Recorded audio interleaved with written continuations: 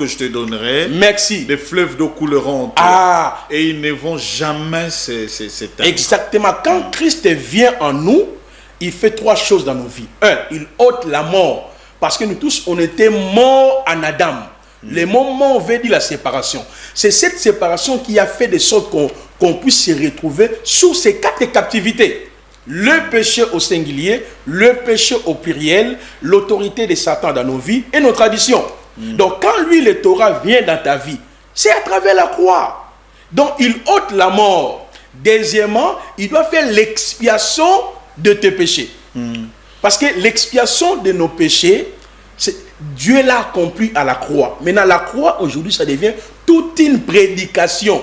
Donc, lorsque je crois à la prédication de la croix, automatiquement, Dieu m'a justifié.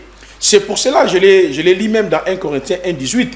Paul associe la prédication de la croix par le verbe sauver. Il dit, car la parole de la croix, en effet, est une folie pour ceux qui périssent, mais pour nous qui sommes sauvés. Il dit, le verbe sauver, c'est sonzo. Donc, c'est que, comment maintenant quelqu'un peut être sauvé? Romains chapitre 10 nous donne maintenant la ligne de conduite. Comment croiront-ils s'il n'y a pas ceux qui prêchent? Donc, comment Dieu a sauvé les gens au premier siècle? D'où c'est ça la prédication de la croix. De la croix. Nous donne quatre informations. Nous révèle ce que nous étions.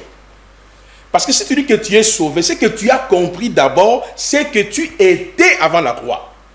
Et la prédication de la croix ou l'évangile de la croix nous révèle maintenant ce que Christ a fait pour moi à la croix. Comment tu es chrétien, vous ne comprenez pas que vous avez une alliance. Vous avez un autel. Vous avez un prêtre qui verse son alliance.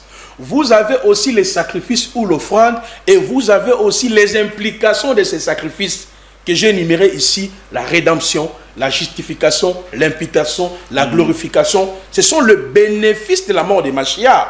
Vous voyez? Et ce que nous sommes devenus, lorsque le temps viendra, nous allons exploiter le tome 2.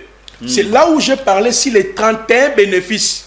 On nous appelle épouse, fiancée, peuple saint, peuple acquis, Jérusalem céleste, l'ensemble de saints, l'ensemble de Dieu, le royaume des sacrificateurs, pierre vivante, colonne et l'appui de la vérité, le prémisse de Dieu. Mais ce sont les qualifications qui nous renvoient dans notre union avec Mashiach. Ouais. C'est pour cela, M. Joël, permettez-moi, la croix, c'est la puissance de Elohim qui nous sauve. Lorsqu'on dit que Christ est mort à la croix de Golgotha, cela veut dire il m'a sauvé, il t'a sauvé sur ces quatre captivités. Mais la résurrection de Yahushua, c'est la puissance